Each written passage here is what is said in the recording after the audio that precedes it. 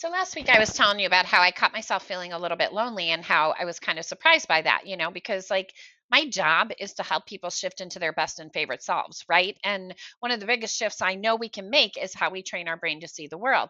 And so there I was, right? Sitting with this feeling like something was missing in my relationships.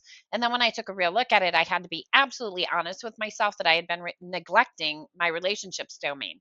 I mean, I was busy focused on other things that happens and I just wasn't prioritizing connection, but over the long run, that was taking a toll on my very relationships that are important to me. So, like I said, I know I talked about this, but it's been like a week later. And I wanted to say that, it's still working to focus because here's the thing, when we don't prioritize something, our brain stops looking for it. We know that, right? And I had trained my brain so thoroughly to focus on everything but connection that I wasn't seeing moments of kindness. I wasn't seeing the small interactions or the way that people were regularly reaching out to me.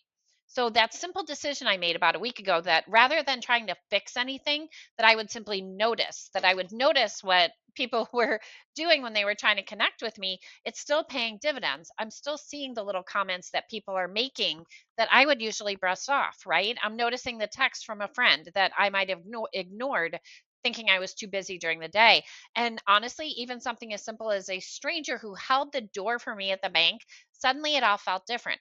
And the wildest part is that we know these things have probably been happening all along.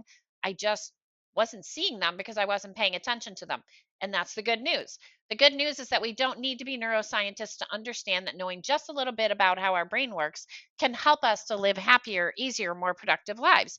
And in this case, we could thank our reticular activating system, which, for the most simplest of simplicity's sakes, is part of the brain's filtering system, which we can help out by telling it what to look for. So if I decide to focus on what's missing in my life, that's all I'm going to see, right? But if I shift to focusing on what's already there, my brain is going to start finding more of it everywhere, and thus is going to create more of it in my life. I love this. So here's our challenge for the rest of the week: start noticing. Just for even a few hours of each day, look for only the good, only the connection, the small moments that are already there happening around us. And then when we find one, here's the deal: write it on your hand so you see it until the next time you wash your hand. Oh, and before you wash your hand, drop it in the comments because I want to learn what everybody's seeing out there. Have a great day. See you next time. Bye.